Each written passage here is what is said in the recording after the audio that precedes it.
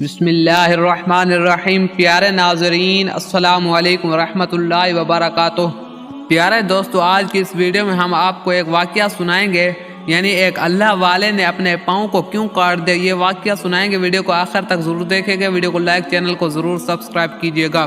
اور یہ واقعہ جس اللہ والے کا ہے، اس اللہ والے کا نام ہے حضرت ذوالنون مصری رحمۃ اللہ تعالی علیہ۔ یہ واقعہ آپ کی توبہ ہونے کا بھی ہے کہ ایک شخص نے آپ کو اطلاع پہنچائی کہ فلاں مقام پر، فلاں جگہ پر ایک نوجوان عبادت گزار ہے، اور آپ نے جب ان کے بارے میں سنا تو آپ اس سے فیض حاصل کرنے کے لیے، شرف و نیاز حاصل کرنے کے لیے پہنچے تو دیکھا کہ وہ ایک درخت پر الٹا لٹکا ہوا ہے اور اپنے نفس سے مسلسل یہ کہہ رہا ہے کہ جب تک تو عبادت میں میری ہمنوائی نہیں کرے گا، میرے ساتھ مل کر تو عبادت نہیں کرے گا، تو میں تجھے یوں ہی اذیت دیتا رہوں گا حتیٰ کہ تیری موت واقع ہو جائے گی۔ یہ واقعہ دیکھ کر آپ کو اس پر ایسا ترس آیا کہ رونے لگے، اور جب نوجوان عابد نے پوچھا کہ یہ کون ہے جو ایک گنہگار پر ترس کھا کر رو رہا ہے، یہ سن کر آپ نے اس کے سامنے جا کر سلام کیا اور مزاج پرسی کی۔ اس نے بتایا کہ چونکہ یہ بدن عبادت الہی پر آمادہ نہیں ہے، اس لیے یہ سزا دے رہا ہوں۔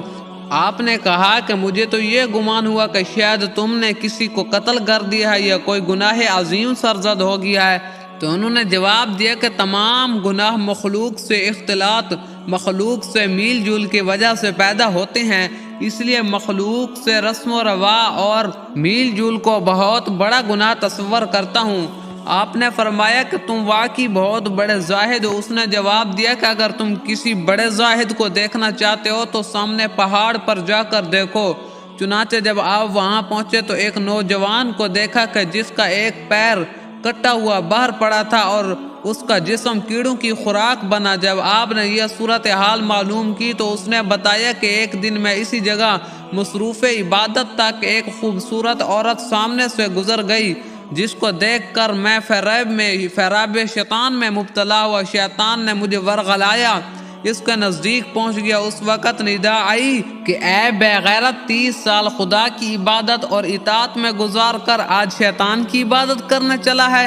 لہٰذا میں نے اسی وقت اپنا ایک پاؤں کاٹ دیا کہ گناہ کے لیے پہلا قدم اسی پاؤں سے بڑھا تھا۔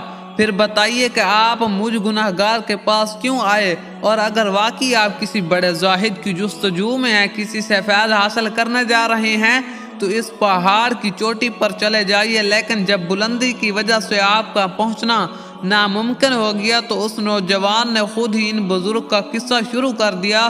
اس نے بتایا کہ پہاڑ کی چوٹی پر جو بزرگ ہیں، ان سے ایک دن کسی نے یہ کہہ دیا کہ روزی محنت سے حاصل ہوتی ہے۔ بس اس دن سے انہوں نے یہ عہد کر لیا، جس روزی میں مخلوق کا ہاتھ ہوگا وہ میں استعمال نہیں کروں گا، یعنی جس چیز میں بھی مخلوق اپنا ہاتھ ڈالے گی وہ میں استعمال نہیں کروں گا۔ اور جب کچھ بغیر کھائے پیے کوئی دن گزر گئے تو اللہ تعالیٰ نے شہد کی مکھیوں کو حکم دے دیا کہ ان کے گرد جمع ہو کر انہیں شہد مہیا کرتی رہیں، چنانچہ ہمیشہ وہ شہد ہی استعمال کرتے ہیں۔ یہ سن کر حضرت ذوالنون مصری رحمۃ اللہ تعالی علیہ درس عبرت حاصل کیا اور اسی وقت سے عبادت و ریاضت کی طرف متوجہ ہو گئے۔ اور آپ جس وقت پہاڑ سے نیچے اتر رہے تھے تو دیکھا کہ ایک اندھا پرندہ درخت سے نیچے آ کر بیٹھ گیا۔ اس وقت آپ کو خیال آیا کہ نہ جانے اس کو رزق کہاں سے مہیا ہوتا ہوگا، لیکن آپ نے دیکھا کہ اس پرندے نے اپنی چونچ سے زمین کریدی، جس میں سے ایک سونے کی پیالی برآمد ہوئی اور اس میں تل بھرے ہوئے تھے، اور دوسری چاندی کی پیالی گلاب کے عرق سے لبریز تھی۔ چنانچہ وہ پرندہ اسے کھا کر اور گلاب کو پی کر درخت پر جا بیٹھا اور پیالیاں بھی غائب ہو گئیں۔ یہ دیکھ کر آپ نے بھی اس دن سے توکل پر کمر باندھ لی اور یقین کر لیا کہ اللہ تعالیٰ پر بھروسہ کرنے والا کبھی تکلیف نہیں دیکھتا۔ اسی کے بعد آپ نے جنگل کی راہ لی، جہاں آپ کے کچھ پرانے دوست مل گئے اور اتفاق سے وہاں ایک خزانہ برآمد ہو گیا، جس میں ایک ایسا تختہ تھا جس کے اوپر اللہ تعالیٰ کے اسماء مبارک کنندہ تھے اور لکھے ہوئے تھے۔ اور جس وقت خزانہ تقسیم ہونے لگا تو آپ نے اپنے حصے میں صرف وہ تختہ لے لیا۔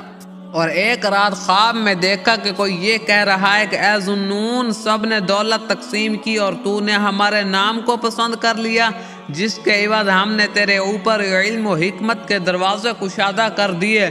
یہ سن کر آپ شہر واپس آ گئے اور آپ فرمایا کرتے کہ ایک دن میں لب دریا کے وضو کر رہا تھا، دریا کے کنارے پر، تو سامنے کے محل پر ایک خوبصورت عورت نظر آئی۔ جب میں نے اس سے گفتگو کرنے کے لیے کہا تو اس نے کہا کہ دور سے میں تم کو دیوانہ تصور کیے ہوئے تھی، اور جب کچھ قریب آ گئے تو میں عالم سمجھا، اور جب بالکل قریب آ گئے تو اہل معرفت تصور کیا، لیکن اب معلوم ہوا کہ تم ان تینوں میں سے کیوں نہیں ہو۔ اس کا معنی کیا ہے یہ سمجھاتے ہیں۔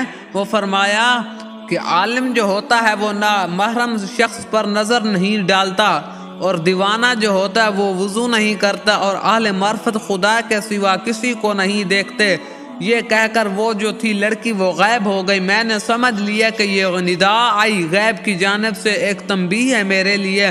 تو ایک مرتبہ آپ کشتی پر سفر کر رہے تھے کہ کسی بے وپاری کا موتی کھو گیا، اور سب نے آپ کو مشکوک تصور کر کے زود و کوب کرنا شروع کر دیا، یعنی انہوں نے کہا کہ اسی نے ہی چوری کیا ہے۔ تو آپ نے آسمان کی جانب نظر اٹھا کر کہا کہ اے میرے مالک مولا، اے اللہ، تو ہی علیم ہے کہ میں نے کبھی چوری نہیں کی۔